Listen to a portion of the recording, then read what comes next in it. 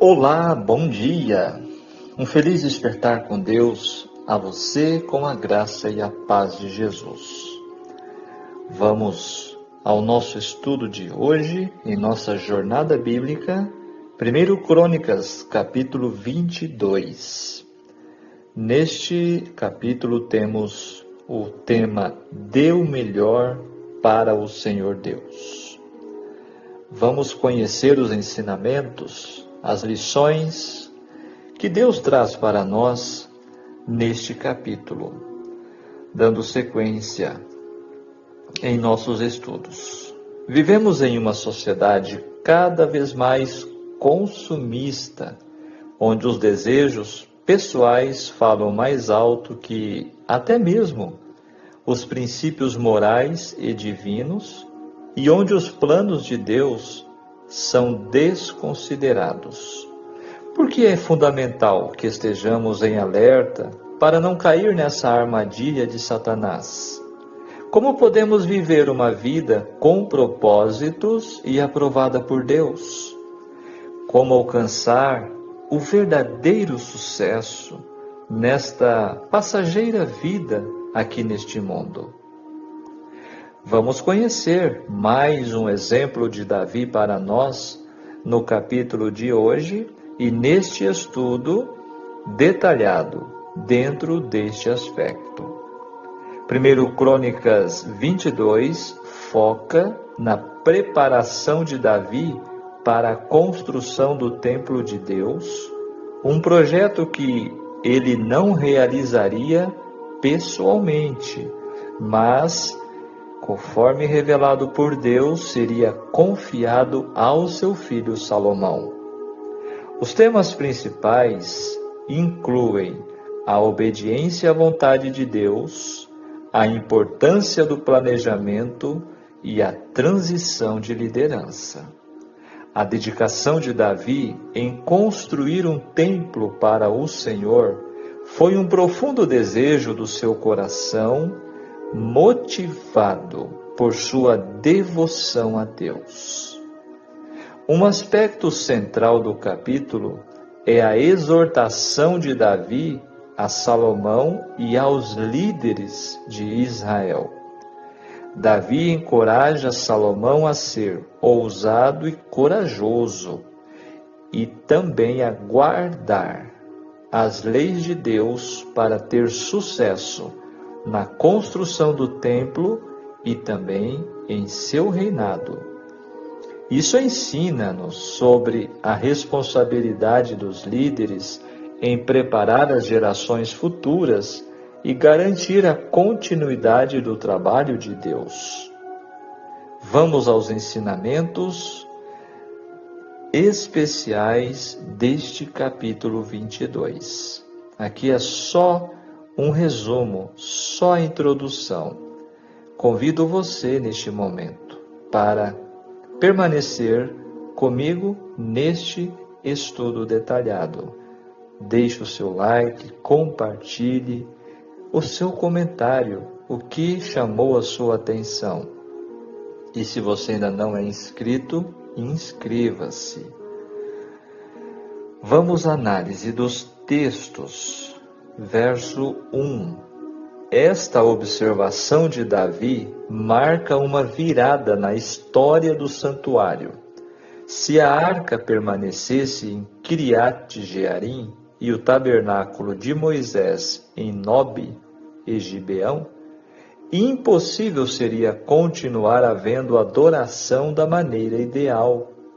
Davi tinha dado os primeiros passos para corrigir essa situação, levando a arca para Jerusalém e pondo-a em uma tenda, armada por ele no Monte Sião, conforme já estudamos. Finalmente, e de maneira inédita, a resolução do problema estava à vista. A casa do Senhor Deus e o altar do holocausto seriam erguidos na eira de Ornã.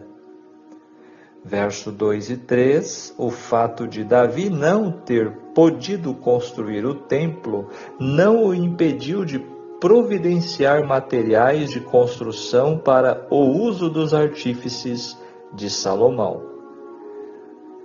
Apesar de não poder construir, Davi planejou e também organizou os itens necessários, porque ele era totalmente dedicado a Deus. Comentando o verso 4, a madeira de cedro vinha do Líbano, o principal fornecedor de madeira do Antigo Oriente. Os mais habilidosos empreiteiros vinham do Líbano e de cidades como Sidom e Tiro. Estrangeiro, aqui no verso 2, em hebraico, ger significa residente tolerado. A obra era tão árdua que os homens livres não participavam da mesma.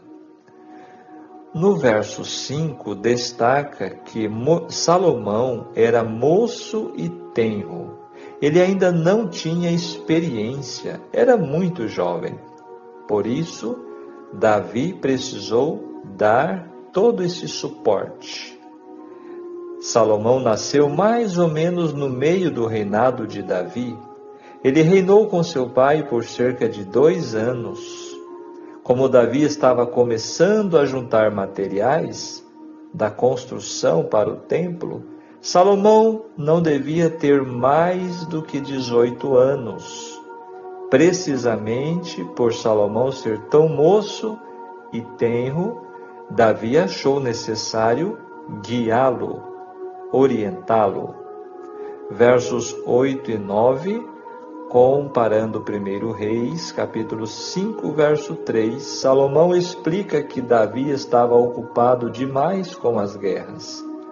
A nuance do cronista é um pouco diferente.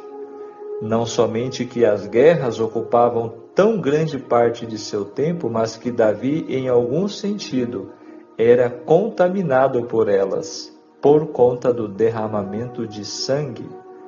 Isto tornava-o ritualmente contaminado pela lei. O verso 9, o nome Salomão significa homem de paz, prosperidade, paz. O seu nome atribuíam grande importância no passado os pais aos nomes de seus filhos. E com frequência os nomes correspondiam ao traço de caráter. Então, versos 15 a 18, repouso ou paz era um pré-requisito para a construção do templo, sujeita perante o Senhor. Na análise final, a conquista da terra se iniciou nos dias de Josué e terminou com Davi. E foi uma questão divina, não meramente humana. A terra era do Senhor e o povo era seu inquilino. Porquanto somente quando o próprio Deus subjugou a terra, ele autorizou a construção do templo. Agora, fechando os comentários dos versículos, verso 19. Os sonhos e desejos de Davi são encapsulados neste breve versículo. Naquela época, o santuário estava dividido em Gibeão e no monte de Sião, e a arca não se encontrava unida ao altar. Mais do que qualquer outra coisa, Davi queria que os israelitas adorassem o Senhor da forma como Deus os instruiu. Esta casa que se há de edificar ao nome do Senhor. A verdadeira morada de Deus é no céu, mas o seu nome habita na terra, conforme destaca a construção do templo, do tabernáculo no deserto, quando Deus disse: "E habitarei no meio do meu povo".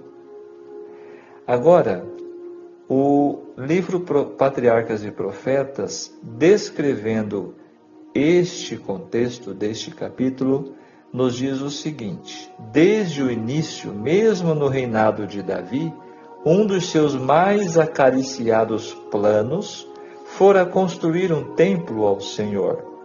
Embora não lhe tivesse sido permitido executar este desígnio, não manifestou menos zelo e fervor em prol do mesmo. Prover abundância do mais valioso material, ouro, prata, pedra de ônix, pedras de diversas cores, mármore e as mais preciosas madeiras. E agora esses valiosos tesouros que juntara deveriam ser confiados a outros, pois que outras mãos deveriam construir a casa para a arca, o símbolo da presença de Deus. Vendo que seu fim estava próximo, o rei convocou os príncipes de Israel, juntamente com homens de representação de todas as partes do reino, para receberem a incumbência deste legado. Desejava confiar-lhes sua última recomendação e conseguir o seu concurso e apoio na grande obra a ser realizada. Por causa de sua fraqueza física, não se esperava que ele assistisse pessoalmente àquela transferência de poderes, mas a inspiração de Deus veio sobre ele e com um fervor e poder maior do que lhe era usual, pôde, pela última vez, falar a seu povo. Olha que destaque interessante. Davi então já estava idoso, cansado, enfraquecido, mas veio sobre ele o poder de Deus e, sob a inspiração, ele falou pela última vez. Página 750 do livro Patriarcas e Profetas. Amigo ouvinte, estudante da Palavra de Deus, ao estudar este capítulo 22, o que chamou a sua atenção? O que será que este capítulo ensina para mim e você hoje, nos nossos dias? Vamos ver? Todas as pessoas de todos os lugares, de todas as épocas, devem buscar ao Senhor Deus Criador. Seguir o exemplo de Davi. Quem não faz isso, não perde somente a metade da vida, mas perde a vida toda, principalmente a vida eterna. No entanto, a orientação de Davi mostra que os líderes de uma nação e de uma igreja devem buscar a Deus de todo o coração. A mesma ordem deve ser atendida por cada um dos servos de Deus nos dias atuais. O imperativo é, como disse Davi, disponde agora o vosso coração e a vossa alma para buscardes ao Senhor vosso Deus. Ou seja, dedique completamente. Muitos líderes espirituais, no afã de buscar o crescimento de suas igrejas, deixam de buscar ao Senhor. Outros, preocupados com números e fama, esquecem de Deus e de sua doutrina. Por esse caminho vão muitos pregadores modernos que não pregam a palavra de Deus e não conduzem as pessoas à genuína e verdadeira adoração, porque chamam a atenção para si mesmos, pregam para agradar, massagear o ego e satisfazer carnalmente as pessoas que buscam alimento espiritual sólido. Muitos falam o que o público quer ouvir, não o que Deus quer falar. Deus deixou de ser o centro e o primeiro, não só na vida das pessoas, mas até na vida da igreja. Precisamos de uma reforma espiritual baseada na Bíblia. Temos de parar de pregar doutrinas de homens e passar a pregar as doutrinas de Deus. Temos de levar as pessoas a se entregarem de todo o coração e alma a Deus. Só podemos fazer isso pelas pessoas se já estivermos fazendo isso de coração. Davi incentivou seu filho a ser fiel a Deus em tudo, a fim de obter sucesso. Estas palavras de orientação ao verdadeiro sucesso servem para cada um de nós nos dias de hoje, porque Deus é o mesmo e deixou tais palavras inspiradas para nossa orientação. Não há melhor legado de um pai para seu filho do que o legado espiritual. Todo pai deveria ensinar seu filho a ser fiel a Deus, como Davi ensinou seu filho Salomão. Pais, sejam pais segundo o coração de Deus, a fim de que tenhas filhos segundo o coração de Deus. Reavivamento e reforma espiritual acontece primeiro em casa, antes de acontecer na igreja. Busquemos esse reavivamento de forma séria. Tenha um excelente dia, adorando a Deus e sendo próspero espiritualmente e de forma correta. Agora, nosso momento final. O Senhor deseja derramar sobre cada um de seus filhos abundância de serenidade e de entendimento. Assim como Salomão recebeu de Deus uma grande missão, Deus também nos chama para cumprirmos a sua obra hoje. Dispõe-te, pois, faze a obra e o Senhor seja contigo. A prosperidade que o mundo tem supervalorizado é muito diferente da prosperidade como resultado da obediência. A maioria das pessoas se recusa a ouvir as instruções do Senhor, mas exige receber as suas bênçãos. Dispor o coração e a alma para buscar ao Senhor não se trata de esperar algo em troca, e sim de dar o primeiro passo na direção do centro da vontade de Deus. Então prosperarás.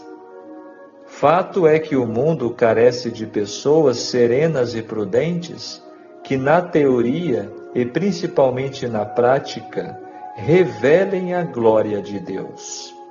Precisamos rogar a Deus que aumente o número de trabalhadores, mas também necessitamos vigiar e orar constantemente para que o Senhor nos confirme em sua obra.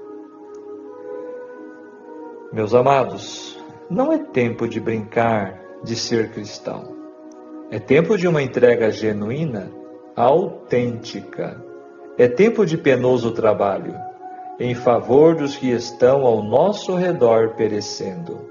É tempo de ser forte, corajosos e não ter medo diante das dificuldades.